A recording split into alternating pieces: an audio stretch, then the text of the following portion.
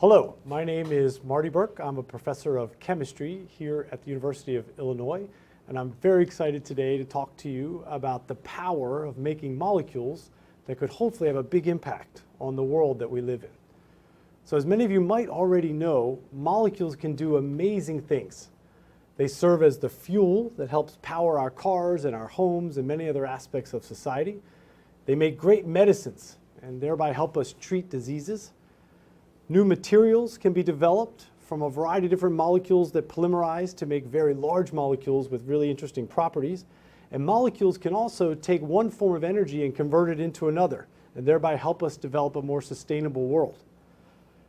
With this kind of a tremendous power and functional potential, it's interesting to recognize that for probably far too long, only a very small number of people could actually make molecules and thereby use them to solve problems.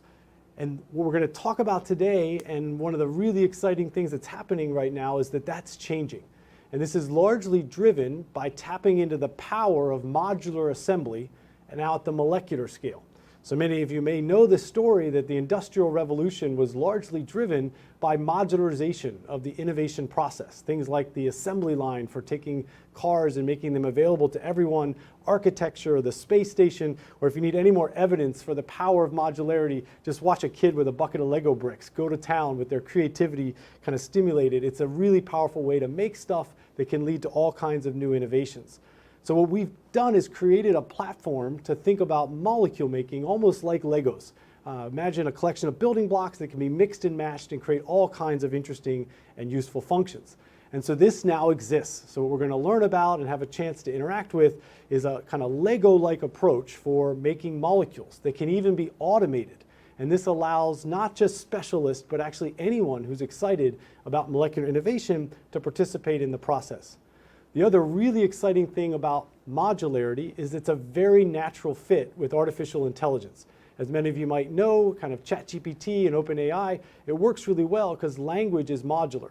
Well, here in a sense, we're almost creating like a new language for chemistry that's inherently modular by design and therefore fits beautifully with artificial intelligence to help us solve problems in a really powerful way. And so this is something else that we really want to try to start handing off to you as students of the new generation, how you might think about doing this. So today, you're going to learn about how artificial intelligence in some simpler formats can actually allow us to predict the future. Many of you are more familiar with the idea of statistical models. For example, you remember linear regression, y equals mx plus b.